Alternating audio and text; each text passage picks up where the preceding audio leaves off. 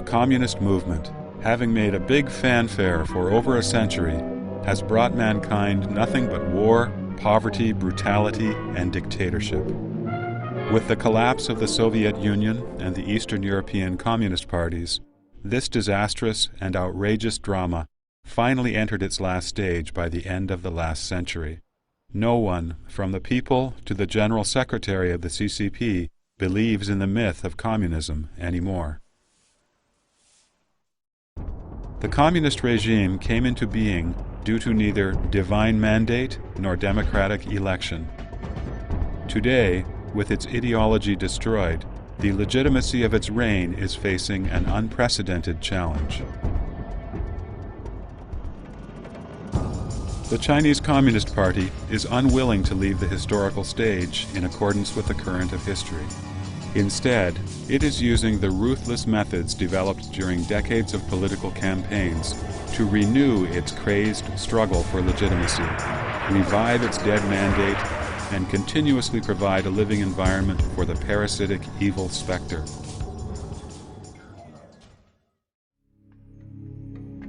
In this historical moment today, it is especially important for us to understand clearly why the CCP acts like a band of scoundrels and to expose its villainous nature, so that the Chinese nation can achieve lasting stability and peace, enter an era free of the CCP as soon as possible, and construct a future of renewed national splendor.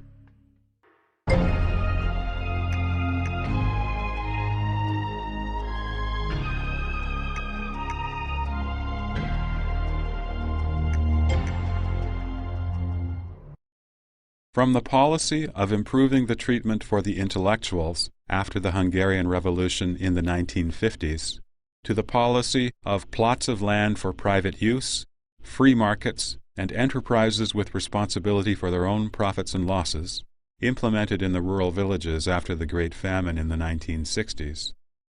From the movement of ideological emancipation after the Great Cultural Revolution in the 1970s, to the deepening reform after the Tiananmen massacre in the 1980s.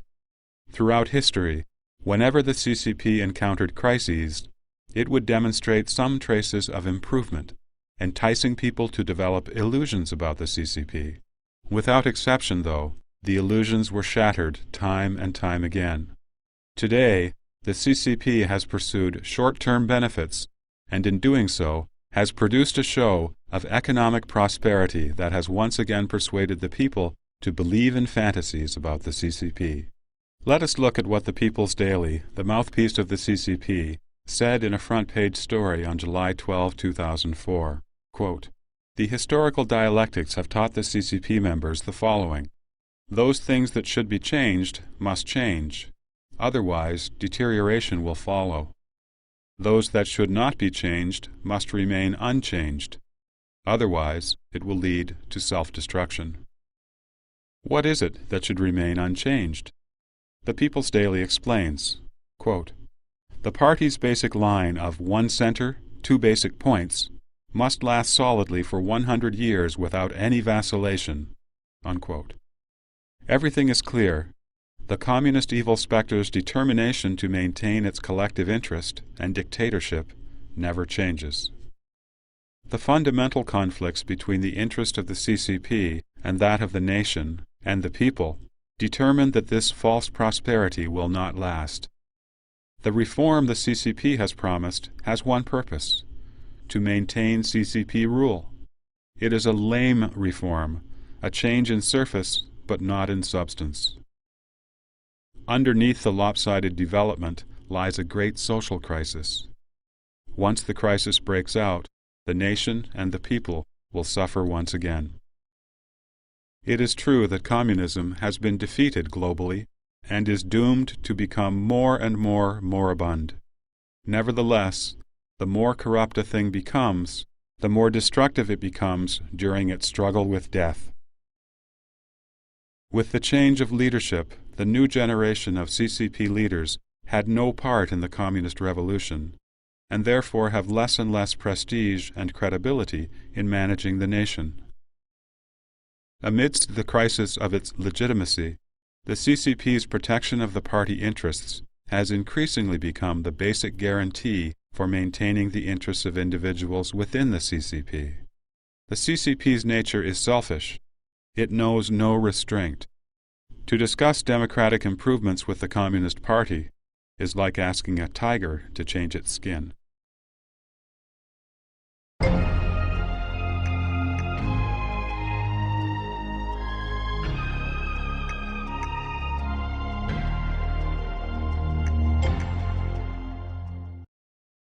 During the conference of the Political Bureau of the CCP Central Committee after the Tiananmen massacre, Deng Xiaoping mentioned two hands, one soft and flexible, and the other hard and stern. This is an analogy for the Communist Party's two-sided strategies. Its softer strategies include propaganda, united fronts, sowing dissension, espionage, instigating rebellion, double-dealing, getting into people's minds, brainwashing, lies and deception, covering up the truth, psychological abuse, and generating an atmosphere of terror. In doing these things, the CCP creates a syndrome of fear inside the people's hearts that leads them to easily forget the party's wrongdoings. These myriad methods could stamp out human nature and foster maliciousness in humanity. The CCP's hard tactics include violence, armed struggle, persecution, political movements, murdering witnesses, kidnapping, suppressing those who have a different opinion, armed attacks, periodic crackdowns, and on and on. These aggressive methods create and perpetuate terror. In practice, the CCP uses both soft and hard methods concurrently.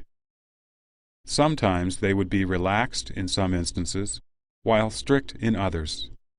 Or they would be relaxed on the outside, while stiff in their internal affairs.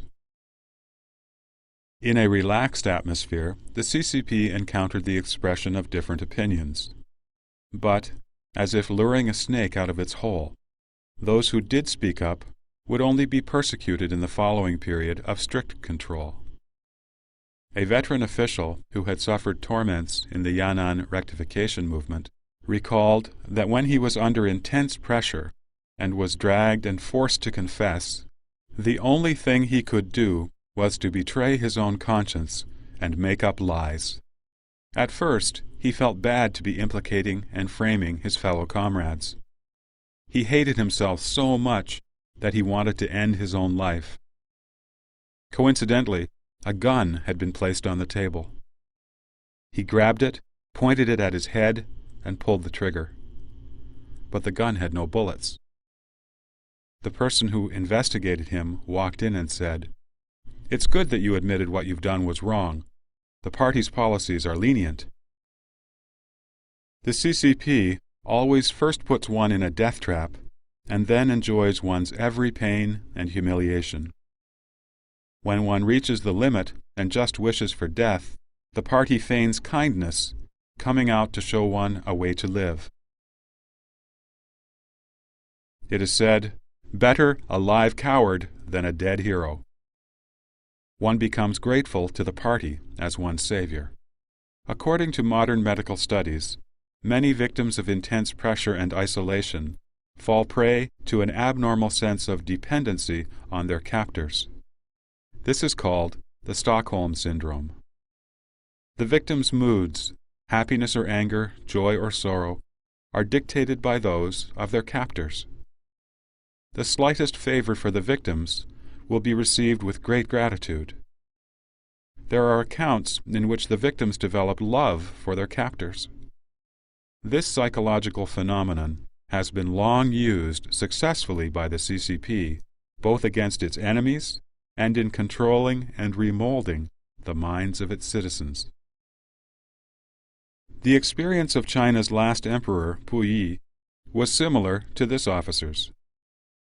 Imprisoned in the CCP cells and seeing people killed one after another, he thought that he would die soon. In order to live, he allowed himself to be brainwashed and cooperated with the prison guards. Later, he wrote an autobiography called the first half of my life, which was used by the CCP as a successful example of ideological remolding.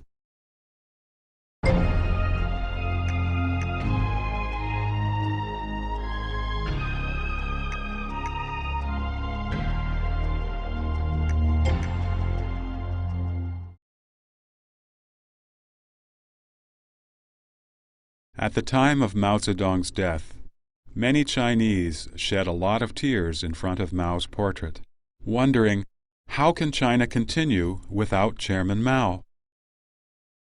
Ironically, 20 years later, now that the Communist Party has lost the legitimacy to rule the country, the CCP has spread a new round of propaganda, trying to make the people again worry. What would China do without the Communist Party? In reality, the CCP's all-pervasive political control has so deeply branded the current Chinese culture and the Chinese mindsets that even the criteria with which the Chinese people judge the CCP have the mark of the CCP, or have even come from the CCP. If, in the past, the CCP controlled people by instilling its elements into them, then the CCP has now come to harvest what it sowed. Since the things instilled in people's minds have been digested and absorbed into their very cells, people think following CCP logic and put themselves in the CCP's shoes in judging right and wrong. Regarding the CCP massacre of student protesters on June 4, 1989, some people said, if I were Deng Xiaoping, I would have stopped the protest with tanks too. In the persecution of Falun Gong, some people are saying, if I were Jiang Zemin, I would eliminate Falun Gong too. About the ban on free speech, some people are saying, if I were the CCP, I would do the same. Truth and conscience have vanished, leaving only the CCP logic.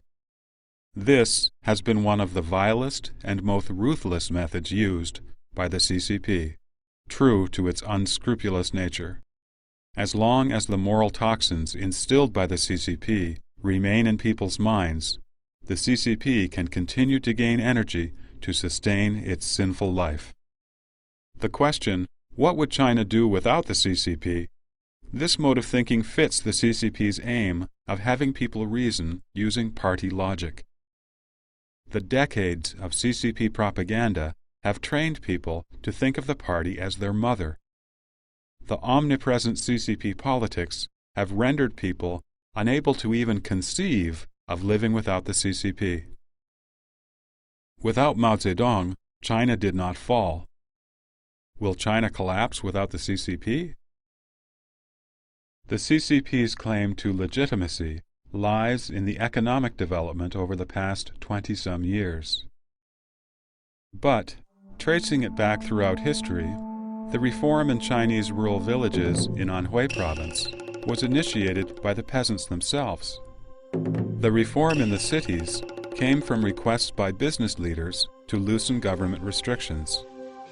In reality, these developments were gradually achieved by the Chinese people after the fetters of the CCP were slightly relaxed, and therefore have nothing to do with the CCP's own merit.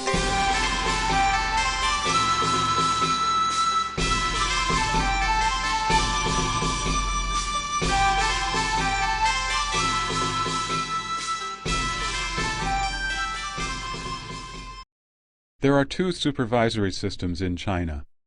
One is the administrative system, and the other is the party system.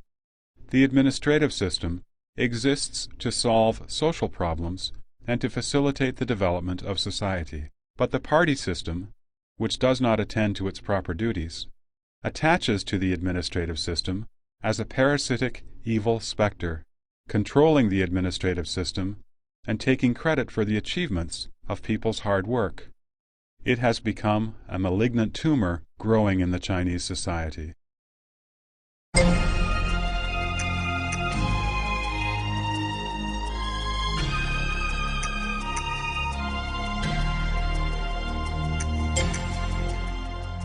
The CCP has, however, claimed this economic development as its own achievement, asking people to be grateful for it, as if none of these developments would have taken place without the CCP.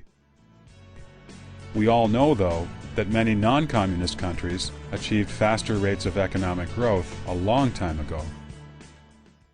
The CCP attributes anything bad to reactionary forces and the ulterior motives of certain individuals, while crediting everything good to the party leadership. For example, the winners of Olympic gold medals are required to thank the party, and the party then congratulates itself as a great nation of sports. China suffered a great deal in the SARS epidemic, but the party mouthpiece, the People's Daily, reported that China defeated the virus by, quote, relying on the party's basic theory, basic line, basic principle, and basic experience, unquote. The launch of China's spaceship, Shenzhou 5, was accomplished with the help of professionals in science and technology, but the CCP used it as evidence to prove that only the CCP could lead the Chinese people to enter the ranks of the powerful countries in the world. As for China's hosting of the 2008 Olympic Games, what was in reality an olive branch given by Western countries to encourage China to improve its human rights, the CCP uses the Games to enhance its claims to legitimacy and to provide a pretext for suppressing the Chinese people.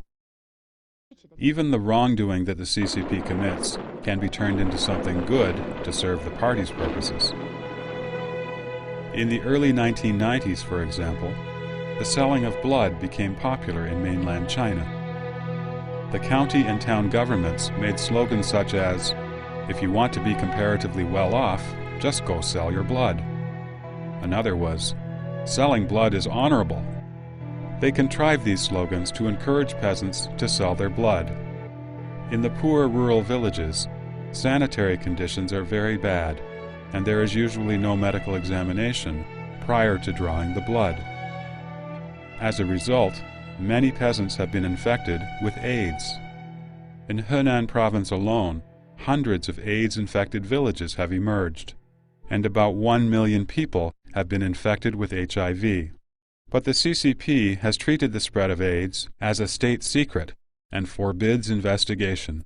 A grassroots-level official even openly said, quote, "The AIDS patients are not human, they are ghosts. When they all die, the AIDS problem will be over."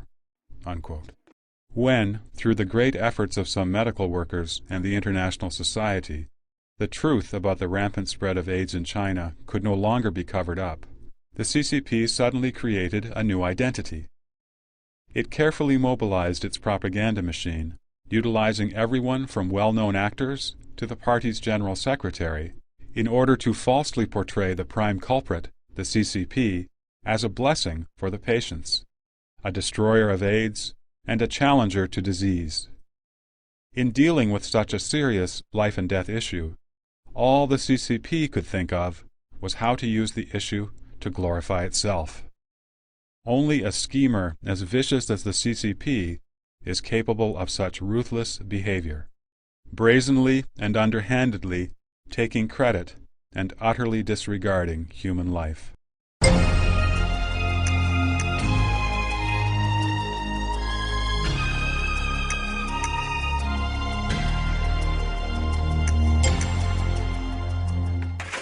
In fact, China's economic improvement has nothing to do with the CCP.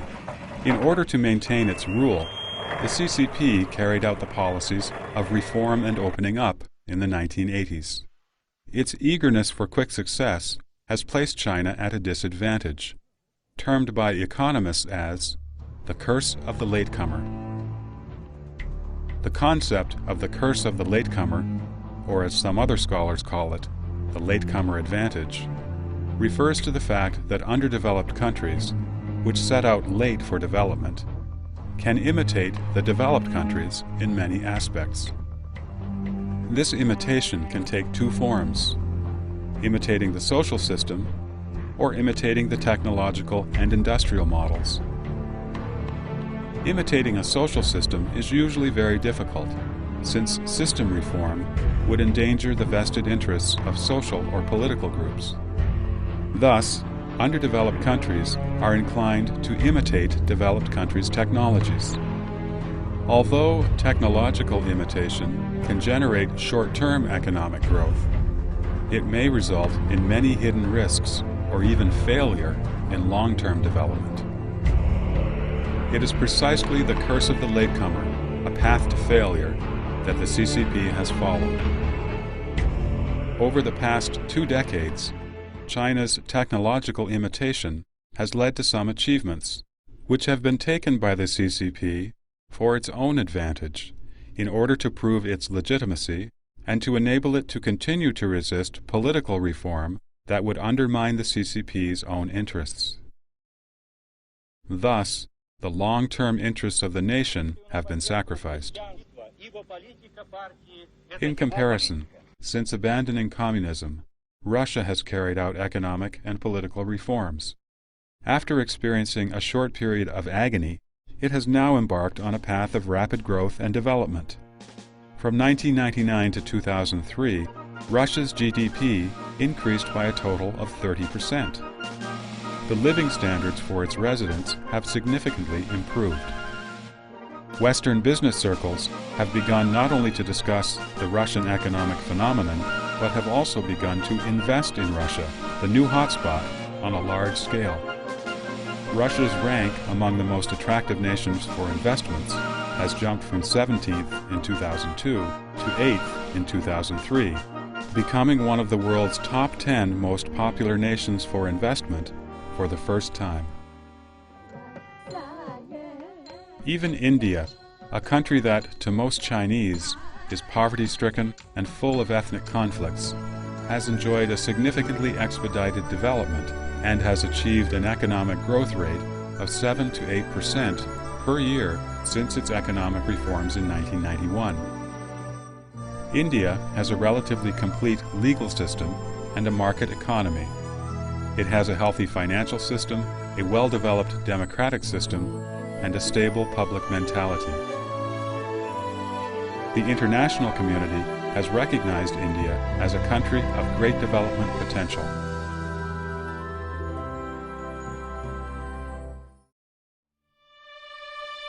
On the other hand, the CCP engages in economic reform without political reform. The resulting false appearance of an economy that flourishes in the short run has hindered the advancement of society. The partial reforms have caused an increasing imbalance in Chinese society and sharpened social conflicts. The financial gains people are achieving are not protected by stable social systems. And furthermore, in the process of privatizing the state-owned properties, the CCP's power holders have abused their positions to fill their own pockets.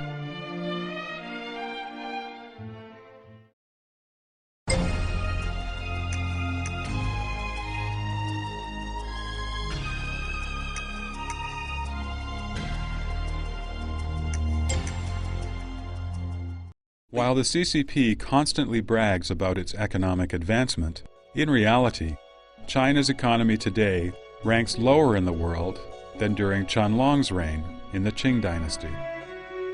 During the Qianlong period, which was in the 1700s, China's GDP accounted for 51% of the world total. When Dr. Sun Yat-sen founded the Republic of China, the KMT period, in 1911, China's GDP accounted for 27% of the world total. By 1923, the percentage dropped, but still was as high as 12%. In 1949, when the CCP took control, the percentage was 5.7%. But in 2003, China's GDP was less than 4% of the world's total. In contrast to the economic decline during the KMT period, that was caused by several decades of war, the continuing economic decline during the CCP reign occurred during times of peace. The rapid economic growth in the past 20 years is, to a large extent, built on the excessive use or even waste of resources, and has been gained at the cost of environmental destruction. According to Xinhua News Agency, in 2003, China contributed less than 4% to the world economy, but its consumption of steel, cement, and other materials amounted to 1/3 of the total global consumption. A considerable portion of China's GDP is achieved by squandering the resources and opportunities that should be left to future generations. From the 1980s to the end of the 1990s, desertification in China has increased from a little over 1,000 to 2,460 square kilometers. The per capita arable land decreased from about 2 mu in 1980 to 1.43 mu in 2003. The widespread upsurge in the conversion of farmland to land for development has led China to lose 100 million mu of arable land in just a few years' time. However, only 43% of the confiscated land is actually used. Currently, the total amount of wastewater discharge is 44 billion tons, exceeding the environmental capacity by 82%. In the 7 major river systems, over 40% of the water is not suitable for drinking by humans or livestock. 75% of the lakes are so polluted as to produce various degrees of eutrophication. The direct result of eutrophication in the lakes is the large-scale death of fish populations. It also has adverse effects on industry, personal health, and the water used for irrigation. The conflicts between man and nature in China have never been as intense as they are today. Neither China nor the world can withstand such unhealthy growth.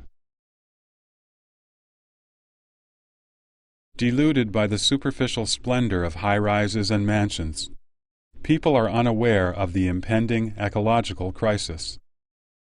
Once the time comes for nature to exact its toll on human beings, however, it will bring disastrous consequences to the Chinese nation.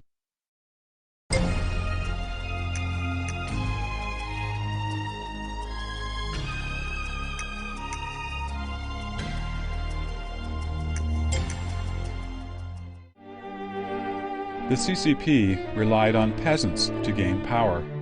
The rural residents in the CCP-controlled areas, in the early stage of its build-up, devoted all they had to the CCP. But since the CCP obtained control of the country, peasants have experienced severe discrimination. After the CCP established the government, it set up a very unfair system, the residential registration system.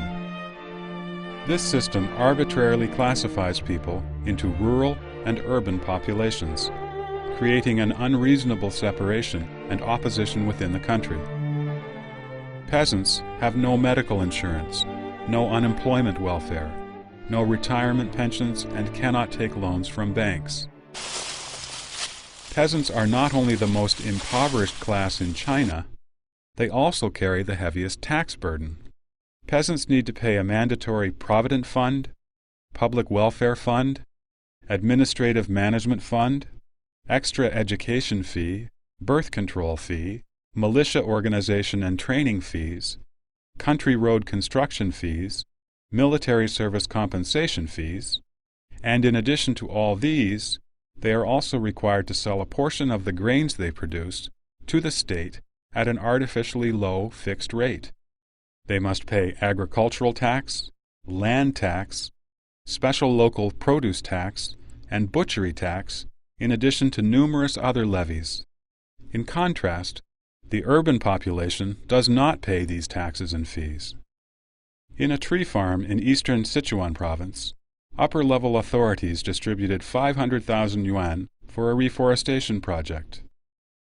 The leaders of the tree farm put the first 200,000 yuan into their own pockets and allocated the remaining 300,000 yuan to tree planting. But when passing through each level of the government, more and more of the money was taken away, and in the end very little was left for the peasants who did the actual tree planting. Those in the government didn't need to worry about the peasants refusing to work on the project, though. The peasants were so impoverished that they would work for very little money. This is one of the reasons that products made in China are so cheap.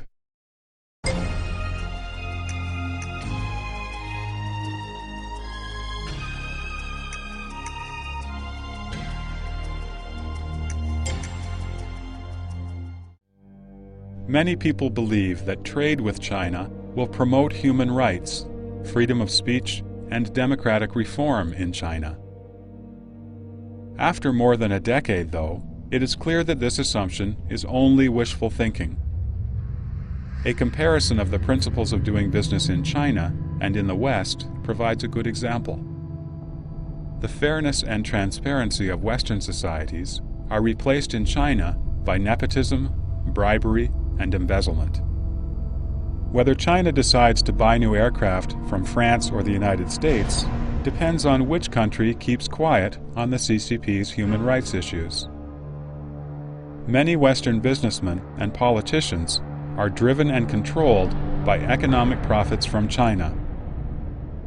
Some information technology companies from North America have supplied specialized products to the CCP to block the Internet. In order to gain entry to the Chinese market, some Internet websites have agreed to censor themselves and filter out information disliked by the CCP. This huge blood transfusion to the CCP economy from foreign capital is very apparent.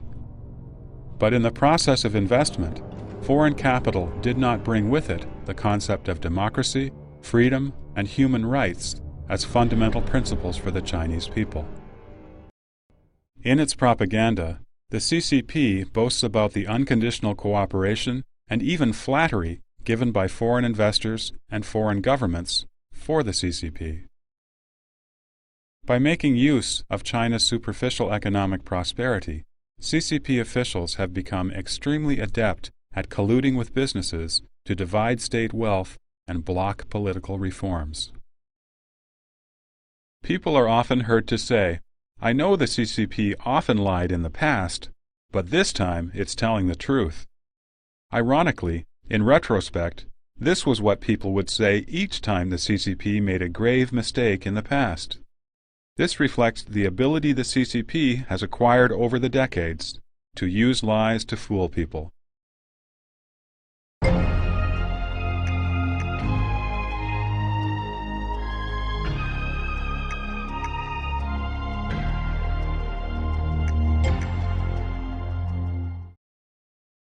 People have developed some resistance to the CCP's tall tales. In response, the CCP's fabrication and propaganda have become more subtle and professional. Evolving from the slogan-type propaganda of the past, the CCP's lies have now become more refined and subtle. Particularly under the conditions of the information blockade the CCP has erected around China, it makes up stories based on partial facts to mislead the public, which is even more detrimental and deceptive than the tall tales. Consider how CCTV News reported on SARS in the beginning of April 2003. 在中国，中国人民的，包括广东人民的生活生产的秩序是正常的。 At that time, the outside world suspected that China had hidden information about the epidemic. But CCP reports told the following story. As soon as SARS appeared, governments at central and local levels mobilized experts to give timely treatment to patients, who were later discharged from hospitals upon recovery. Troublemakers have been frightening people into stockpiling goods to avoid having to go out if the disease becomes widespread. The government has wasted no time to stop these rumors and is taking steps to prevent their spread so that social order can be effectively ensured. A very small number of anti-China forces groundlessly suspect a cover-up by the Chinese government. Most countries and people do not believe these rumors, though. The upcoming Guangzhou Trade Fair will have the largest participation ever from businesses around the world. Tourists from overseas have confirmed that it's safe to travel in China. In particular, experts from the World Health Organization have publicly stated that the Chinese government has been forthcoming in cooperating and taking the appropriate measures to deal with SARS, so there should be no problems. And specialists gave the go-ahead in Guangdong province for field inspection by the WHO. That was the story they told. Under this kind of media atmosphere, everything seems transparent. The CCP appears to have acted responsibly to protect the people's health and had convinced the people that the CCP hadn't hidden anything. However, on April 20, 2003, the Information Office of the State Council announced in a press conference that SARS had indeed broken out in China, and thus indirectly admitted that the government had been covering up the epidemic. People then began to see the truth and understand the deceptive, villainous methods employed by the CCP. With respect to the general election in Taiwan, using the same subtle and refined approach, the CCP suggested that a presidential election would lead to disaster, a surge in the suicide rate, collapsing stock markets, an increase in so-called weird diseases, mental disorders, outmigration of the island inhabitants, family feuds, a callous attitude toward life, a depressed market, indiscriminate shooting in the streets, protests and demonstrations, a siege on the presidential building, social unrest, political farce, and so on. The CCP filled the heads of the people in mainland China with these ridiculous ideas on a daily basis in an attempt to lead them to believe that all of these calamities would be the natural result of an election, and therefore that China should never hold democratic elections. In today's Internet era, if you visit the CCP's official Xinhua website or the People's Daily online, you will find indeed that there are quite a few reports that contain negative information about China. Firstly, this is because there is too much bad news circulating rapidly in China these days, and the news agency has to report these stories in order to stay credible. Secondly, the standpoint of such reports conforms with the CCP interests and CCP policy. That is, quote, minor criticism offers great help, unquote. The reports always attribute the cause of bad news to certain individuals, having nothing to do with the party, while crediting party leadership with any solution. The CCP skillfully controls what to report, what not to report, how much to report, and whether to have the Chinese media or the CCP-controlled overseas media report it. The CCP is proficient at manipulating bad news into something that can achieve the desired result of winning people's hearts. Many youth in mainland China feel that the CCP now offers a good degree of freedom of speech, and thus they have hopes for and are appreciative of the CCP. They are the victims of the so-called refined strategies of the iniquitous state-controlled media. Moreover, by creating a chaotic situation in the Chinese society and then giving it some media exposure, the CCP can convince people that only the CCP could control such a chaotic society and can thus manipulate the people into endorsing CCP rule. From live interviews to vivid cultural performances, from touching historical dramas to a great variety of life commentary programs, the CCP's brainwashing propaganda over the past 20 years has become more refined and subtle in cheating. And it is no wonder that so many Chinese have been misled. The CCP's villainous propaganda has been so deceptive that the victims willingly believe in the lies. Even worse, the CCP, which strictly controls media freedom, makes use of overseas and other countries' freedom of speech. It extends its propaganda from mainland China to everywhere around the world, penetrating many aspects of society, from organizations to popular culture and the media. The CCP-controlled CCTV can broadcast in the United States 24 hours a day. The People's Daily can publish in the United States, not only in the Chinese version, but also in English. It can promote CCP policy to overseas Chinese and mainstream Western populations, and in time, carry out its so-called United Front smokescreen strategy. After reading several years of nationalist propaganda on the overseas version of the People's Daily, some older overseas Chinese, who dare not go back to live in China, love the CCP even more than the people in mainland China. Most media sources from outside China are only allowed to broadcast entertainment programs inside mainland China. On one side, the CCP curses democracy and freedom in its own land, and on the other side, it has never stopped taking advantage of other people's democracy and freedom in other countries. The CCP even complains fiercely when other countries restrict airtime for the CCP's unfair propaganda. If the CCP is not a villain, what else could it be?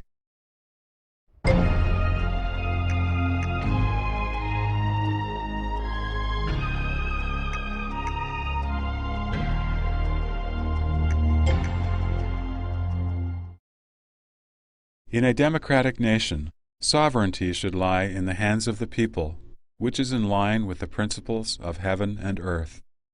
If a nation claims to be democratic, and yet sovereignty does not rest with its people, it is definitely not on the right track, and can only be regarded as a deviation. And this nation would certainly not be a democratic nation. How could democracy be possible without ending party rule and without a popular election? Return people's rights to the people. The preceding quotation sounds like something that would be written by what the CCP would call its overseas enemies, intent on slamming the CCP. In fact, the statement comes from an article in the Xinhua Daily, the official CCP newspaper, from September 27, 1945. The CCP, which had once trumpeted popular election and demanded a return of people's rights to the people, has treated the right to vote as taboo since it usurped power in 1949. The people, who are supposed to be the masters and owners of the state, have no rights whatsoever to make their own decisions. If you fancy that what's done is done, and that the evil CCP cult that has flourished on murder and has ruled China with lies will reform itself, will become benevolent, and will be willing to return people's rights to them, then you are wrong. Let us hear what the People's Daily, the CCP mouthpiece, had to say on November 23, 2004, 60 years after the public statement mentioned a moment ago. Quote, "A steadfast control of ideology is the essential ideological and political foundation for consolidating the party's rule." Unquote.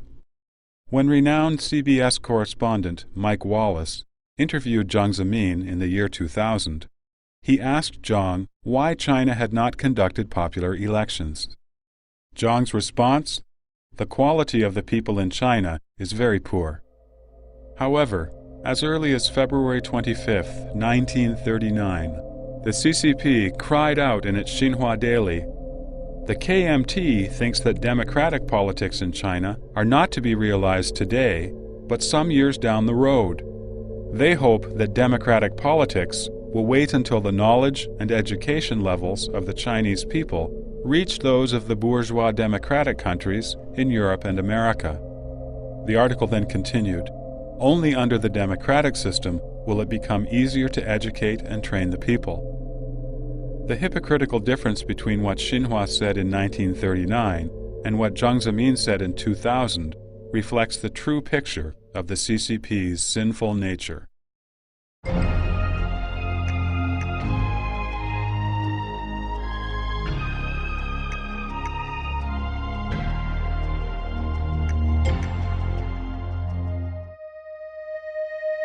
After the Tiananmen Square massacre in 1989, the CCP re-entered the world stage with a miserable human rights record. History gave the CCP a choice.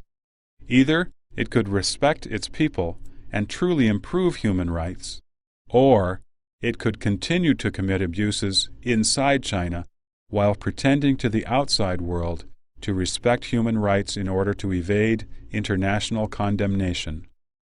Unfortunately, consistent with its despotic nature, the CCP chose the second path without hesitation.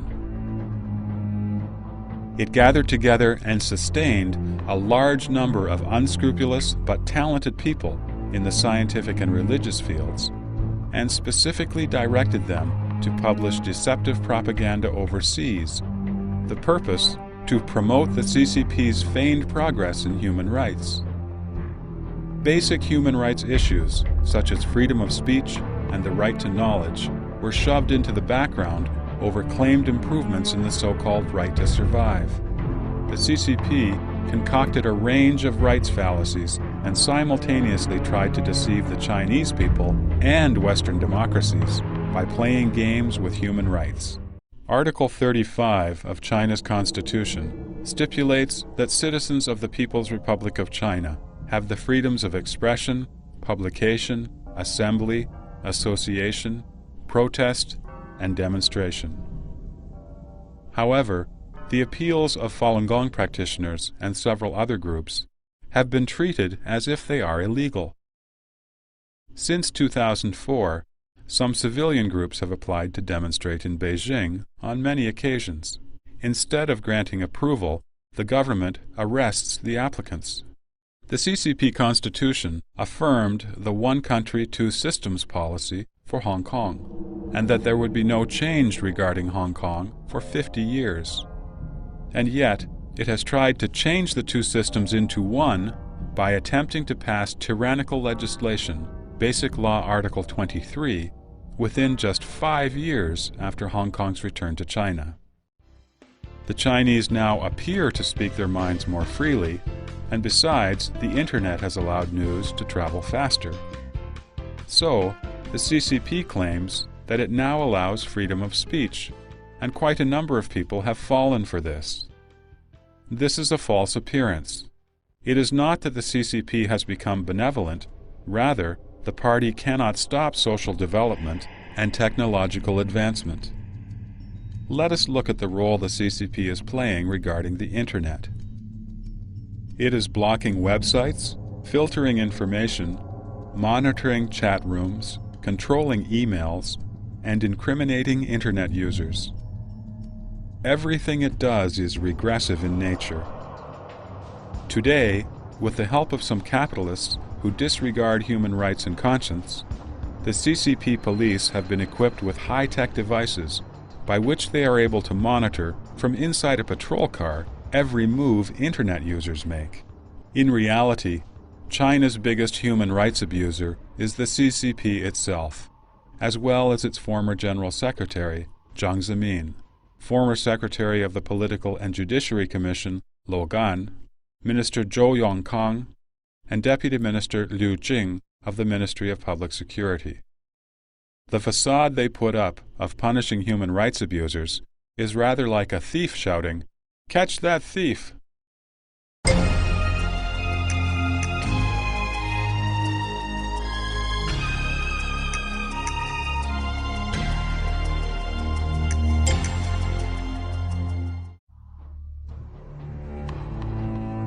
To this day, to protect the gains of special interest groups, the CCP has, on one hand, eliminated their previous facade and completely abandoned the workers, peasants, and the populace. On the other hand, they have advanced their deceitful and villainous means as more and more of the CCP's human rights abuses are exposed to the international community. The CCP has used popular vocabulary such as the rule of law, the free market, for the people, and reform to confuse people. Their primary means of deceiving people include the following. 1. Making laws and regulations in violation of the Chinese Constitution. Laws and regulations in violation of the Constitution are passed on to law enforcement personnel at various levels to provide a legal basis to be used to obstruct the people from their efforts to stop persecution, to gain freedom, and to uphold human rights. 2. Non-political problems are handled with political means. A simple social problem might be treated very seriously, as if someone was trying to take the people away from the party, or bring down the entire party in the country, create turmoil. They might even be labeled as enemy forces. The party would then use propaganda to incite the public to hate anyone with an opinion differing from that of the party. 3. Political issues are managed with underhanded means. The CCP's latest ploy for attacking pro-democracy citizens and independent-thinking intellectuals is to set up traps in order to imprison them. Such traps include false accusations of civil offenses such as prostitution and tax evasion. The attackers keep a low profile to avoid condemnation by outside groups. These alleged crimes, which are often enough to ruin the reputations of the accused, are also used to humiliate the victims in public. 4. Making use of forming a so-called united front to dress up the CCP. The CCP knows that its words have no credibility. Thus, one of the CCP's 3 strategies, United Front, has become ever more so its productive armor in days of peace. It extensively trains, supports, and bribes a large number of famous people, overseas media sources, especially Chinese media, as well as Western politicians and businessmen, and scholars. The CCP has them all wave the flag and shout in support of the CCP's basic policies, and carry out the deceptive strategy of, quote, minor criticism offers great help, unquote.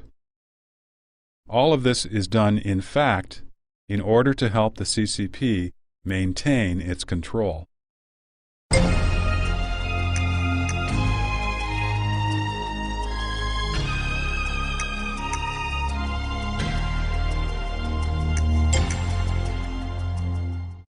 Many people know and dislike the CCP's Machiavellian behavior and loathe its struggles and deceptions, but at the same time they fear the CCP's political movements and the resulting turmoil, and fear chaos will visit China again.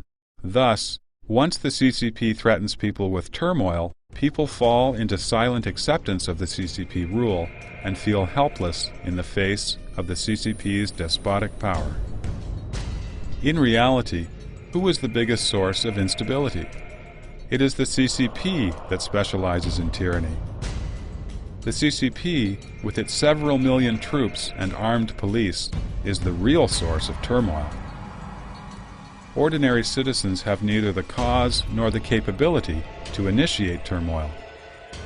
Only the regressive CCP would be so reckless as to bring the country into turmoil at any hint of change.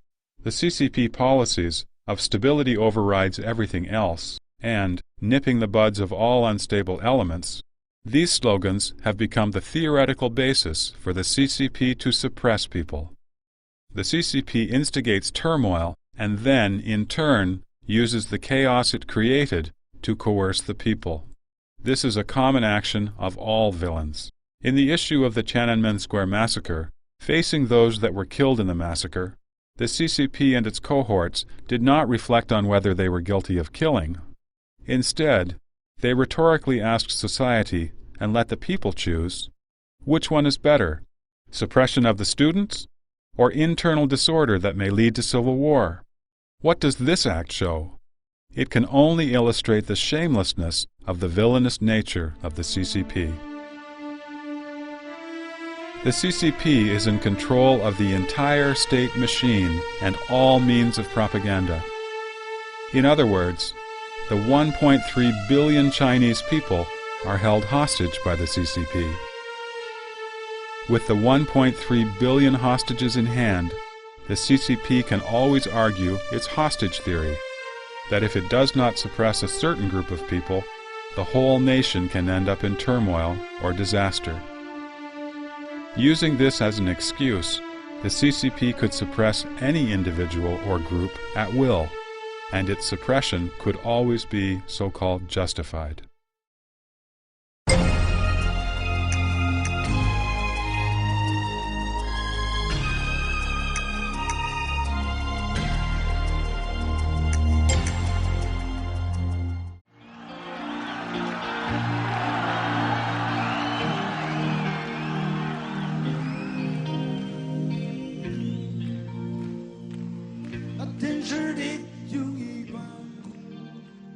Many Chinese people feel that they now enjoy more freedom than before so they hold out hope for the prospect of the CCP's improvement. As a matter of fact, the degree of freedom bestowed upon people depends on the CCP's sense of crisis. The CCP would do anything to maintain the collective interests of the party, including giving so-called democracy, freedom, or human rights to the people. However, under the CCP leadership, the so-called freedom bestowed by the CCP is not protected by any legislation. Such freedom is purely a tool to deceive and control people amidst the international trend toward democracy. In essence, this freedom is an irreconcilable conflict with the CCP dictatorship. Once such a conflict is beyond the CCP's tolerance level, it could take back all the freedom instantaneously. In the history of the CCP, there were several periods during which speech was relatively free, with each one followed by a period of strict control. Such cyclical patterns occur throughout the history of the CCP, further demonstrating the CCP's iniquitous nature. So, we should not mistakenly think that the CCP has changed by itself, even if we see some signs of its improving human rights. In history, when the CCP struggled to overthrow the KMT government, it pretended to be fighting for democracy for the nation. The CCP's villainous nature is such that any promise it makes cannot be trusted.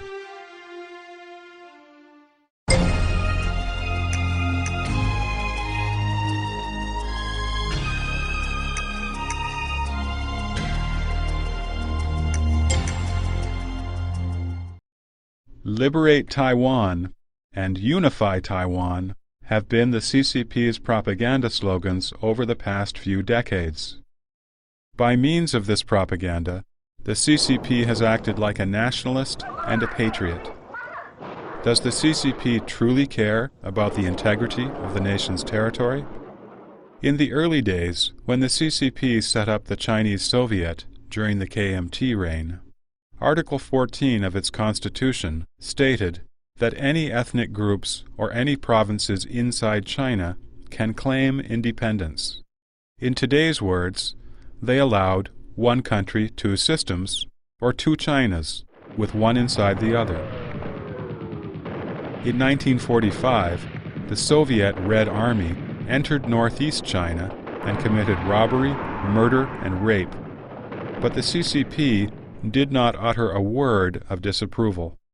Similarly, when the Soviet Union supported Outer Mongolia to become independent from China, the CCP was once again silent. At the end of 1999, the CCP and Russia signed the China-Russia Border Survey Agreement. In this agreement, the CCP accepted the war-won concessions that China had given Russia during the time of the Qing dynasty, more than 100 years ago, and sold out over 1 million square kilometers of land to Russia, an area as large as several dozen Taiwans. With respect to other border issues, such as the Nansha Islands in the South China Sea and Diaoyu Island in the East China Sea, the CCP does not care at all, since these issues do not impact the CCP control of power. The CCP has made a fanfare of so-called unifying with Taiwan, which is merely a smokescreen and a devious means to incite blind patriotism and keep public attention off domestic conflict.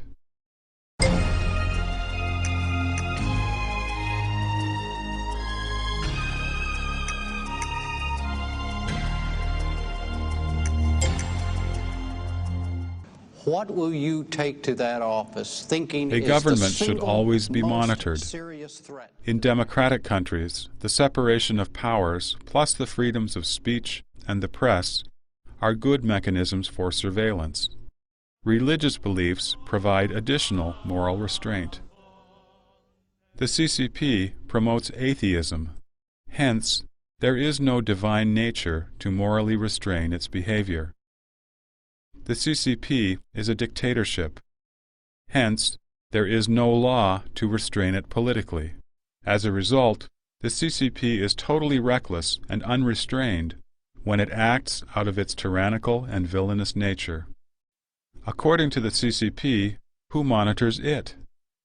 The CCP says, "The CCP monitors itself." This is the slogan the CCP has used to deceive the public for decades. In earlier times, it was called self-criticism, and later self-surveillance, and self-perfecting the party's leadership, and more recently, it's been known as self-enhancing the party's governing capacity. The CCP emphasizes the superpower it has for so-called self-improvement. Actually, without moral and legal restraint, the CCP's self-improvement amounts to the traditional Chinese saying of demons emerging from one's own heart. Even though the CCP established the Central Disciplinary Inspection Committee and the Office for Appeals and the like, these organizations are merely for show. They are pretty, yet useless, flower vases that confuse and mislead the people. They are only an excuse the CCP uses to avoid external surveillance and to refuse to lift a ban on free press and a ban on free political parties. Political scoundrels use this trick to fool the people and to protect the CCP's power and the interests of the ruling group.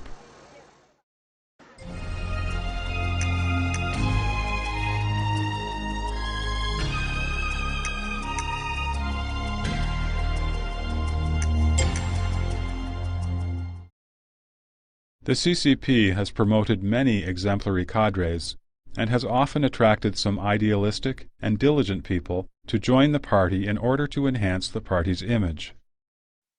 As a matter of fact, the Communist Party leaders transmitted only empty words when they promulgated the following slogans: "Communist moral quality" and "Serve the people."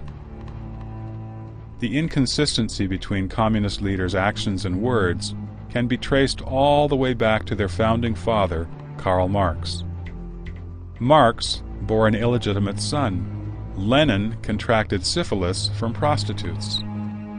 Stalin was sued for forcing a singer into a sexual relationship with him. Mao Zedong indulged himself in lust. Jiang Zemin is promiscuous. North Korea's demonic killer Kim Il-sung and his children led a decadent and wasteful life. Many high-level officials lose their positions in power struggles in China's political arena because of corruption. But these are the very people who promote honesty and selflessness in public meetings, while in private they engage in bribery, corruption, and other decadent activities. Many of the so-called people servants have fallen this way. The CCP does not believe in its own doctrines, but forces others to believe in them. This is one of the most insidious methods used by the CCP cult. The CCP knows that its doctrines are false, and that the idea of socialism has already gone bankrupt and is untrue. The CCP doesn't believe in these doctrines itself, but forces other people to believe in them. It persecutes people who do not believe in them. The CCP has shamelessly written such deceitful ideology into the Constitution as the foundation of the Chinese state. The CCP treats such superfluous slogans as intricate, profound theories and requires the whole country to study them. In daily life, ordinary people in China loathe the empty political study sessions. Increasingly, the Chinese people have their own ways of dealing with these political matters, since everyone knows that they are just deceptive games. But no one, neither the speakers nor the listeners at these political meetings, would speak openly about such deception. This is like an open secret. Everyone knows the game, but no one will discuss it in the open. People call this phenomenon sincere pretension.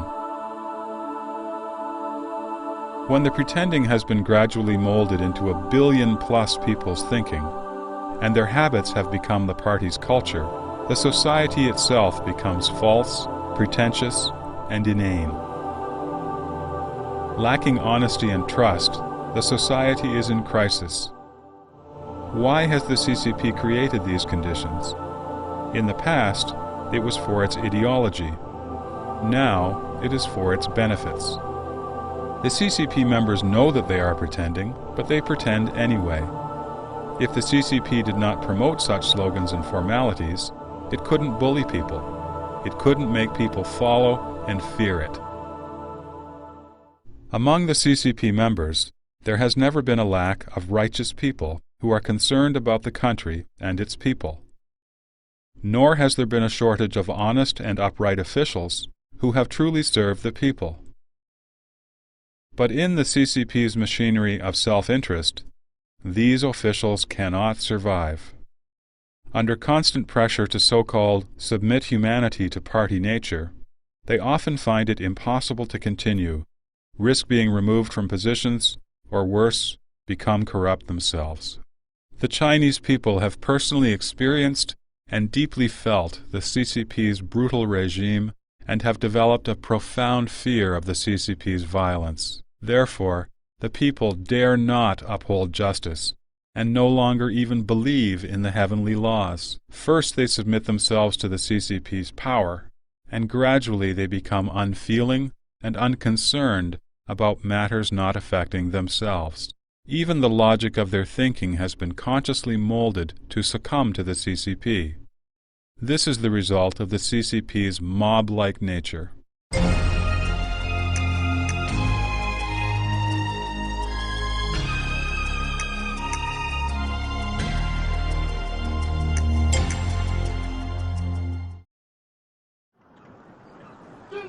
The CCP uses slogans of patriotism and nationalism to incite people. They are not only the CCP's main rallying cries, but also its frequently issued orders and time-tested strategies.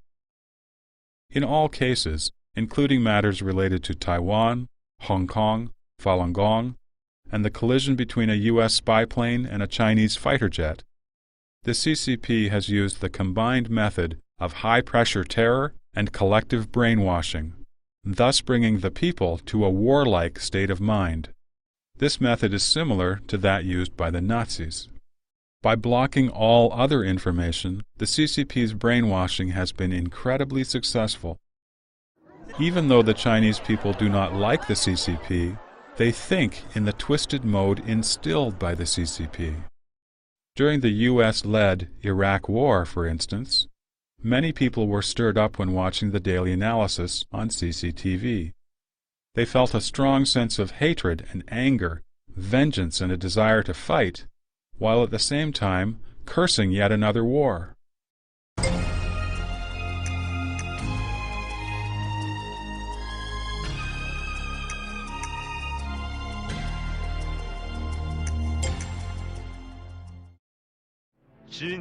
One of the phrases the CCP often uses to intimidate people is, threatens the extinction of the party and the country, thus placing the party even before the country. The founding principle of the CCP's China is, there would be no new China without the CCP. From childhood, people were educated to listen to the party and behave like good children of the party. They sang praises to the party, even told, "I consider the party as my mother. O party, my dear mother, the saving grace of the party is deeper than the ocean. Love for my father and mother cannot surpass love for the party." The people would go and fight wherever the party pointed them. When the government offered disaster relief, people would thank the party and the government, first the party and then the government. A military slogan reads, "The party commands the gun." When designers came up with the uniform for court judges, they put 4 golden buttons on the neckband of the uniform. The buttons are lined up from top to bottom to symbolize the party, the people, the law, and the country. This indicates that even if you are the judge, the party will forever be positioned above the law, above the country, and above the people. The party has become supreme in China, and the country has become the party's subordinate. The country exists for the party, and the party is said to be the embodiment of the people and the symbol of the country. Love for the party, party leaders, and the country have all been mixed together, which is the fundamental reason why patriotism in China has become twisted. The CCP has made many blunders in history, but it has always put the blame on certain individuals or groups through so-called redress and rehabilitation. This has not only made the victims deeply grateful for the CCP, but also allowed the CCP to completely shirk any responsibility for its criminal deeds. The CCP claims itself to be not only unafraid of making mistakes, but also good at correcting them. And this has become the CCP's magic potion with which it repeatedly escapes culpability. Thus, the CCP remains forever great, glorious, and correct. The CCP may one day decide to redress the Tiananmen Square massacre and to restore the reputation of Falun Gong. But these are simply Machiavellian tactics that the CCP uses in a desperate attempt to prolong its dying life. The CCP will never have the courage to reflect on itself, to expose its own crimes, or to pay for its own sins. Actually, the history of the CCP is a history that rips people's memories apart. The next generation does not know the truth about the previous generation. It is a history where over 1 billion people live in great conflict. Conflict between cursing the past of the CCP and having hopes for the present CCP, and about how they suffered through the process of the conflict. All of the CCP's efforts are to make people forget. All the people's struggles are to try to remember.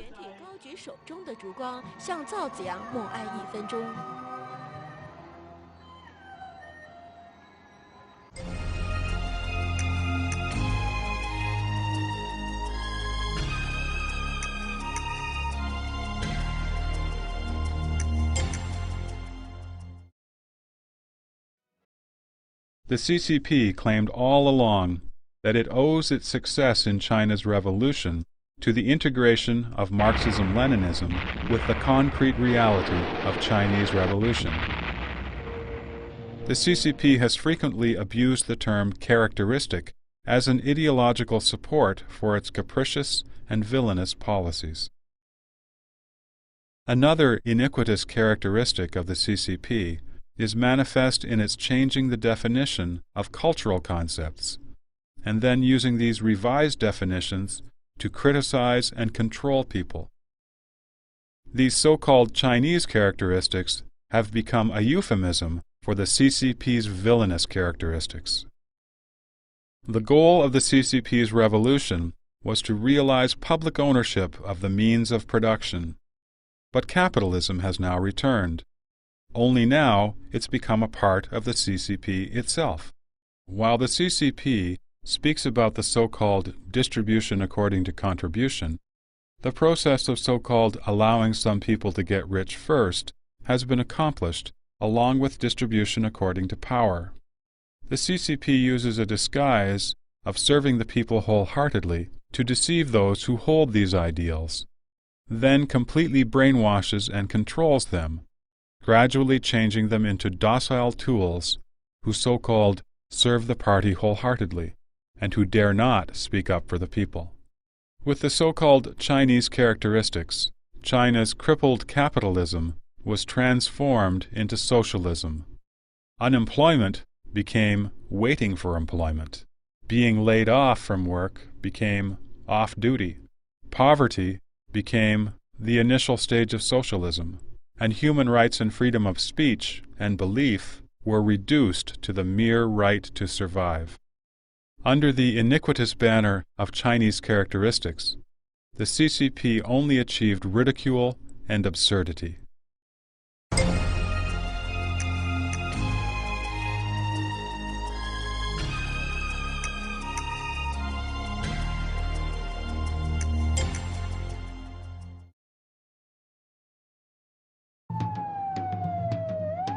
The CCP, which rules by devious means, also essentially needs a corrupt society as an environment in which to survive.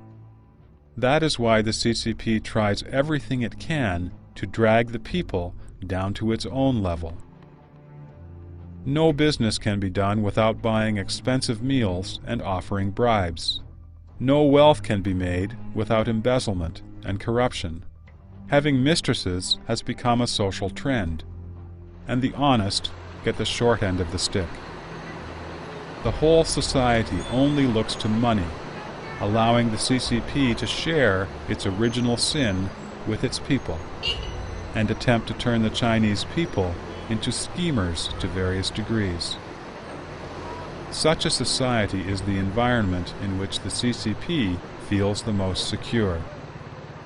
In the beginning of the 1990s, there was a popular saying in China, "I am a ruffian and I'm afraid of no one." This is the pitiful consequence of several decades of the CCP's iniquitous rule and of its imposing corruption on the nation. Accompanying the fake prosperity of China's economy is the rapidly declining morality in all areas of society. Corruption, malice, and degenerating social norms are commonplace. There is no longer any basic trust among the people. This is how the CCP's deceitful nature is eradicating the moral foundation that has long sustained the Chinese people.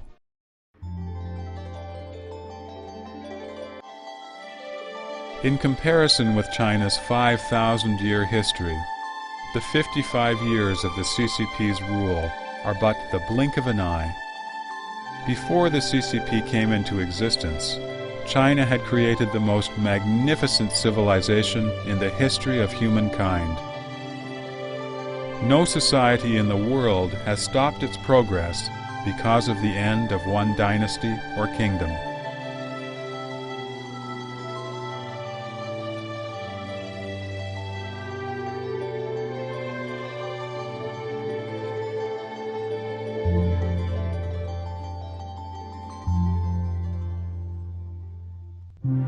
What will China's future be?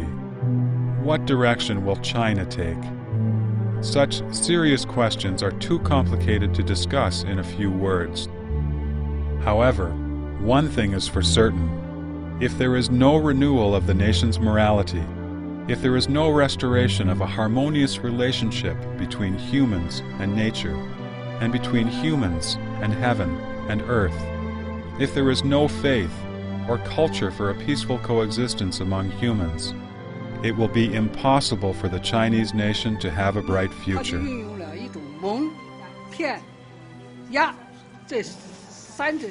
三管齐下。你假如多了大纪元这个酒瓶以后，你跳出去，对吧？自己把中国共产党的这一套拿掉之后，你会发现啊，原来我是彻底上当，我连思想自然反应都是共产党的那一套。如果大纪元退党网上允许的话，我帮我父亲退出这个共产党。我想这个酒瓶实际上解开了我的谜。 To eliminate from our lives the iniquitous doctrines instilled by the CCP, to discern the CCP's utterly unscrupulous nature, and to restore our human nature and conscience. This is the first and essential step on the path toward a smooth transition to a society free from the Communist Party. Whether this path can be walked steadily and peacefully will depend on the changes made in the heart of every Chinese citizen. Even though the CCP appears to possess all the resources and violent apparatus in the country, if every citizen believes in the power of the truth and safeguards morality, the evil specter of the CCP will lose the foundation for its existence.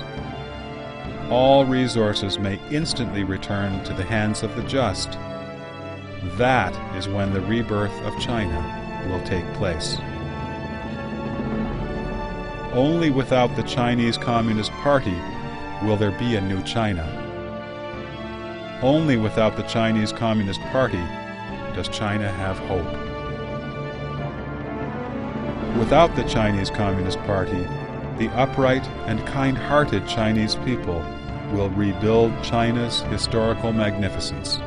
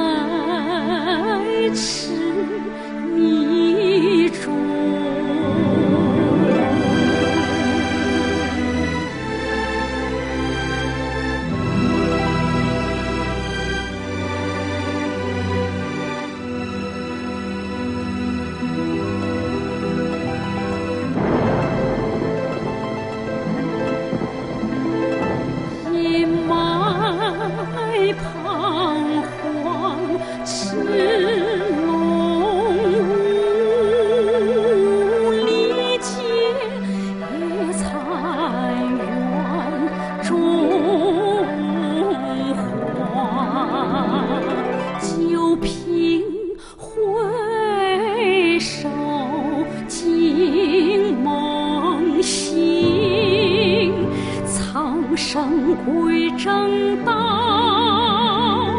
江山抚清明，苍生归正。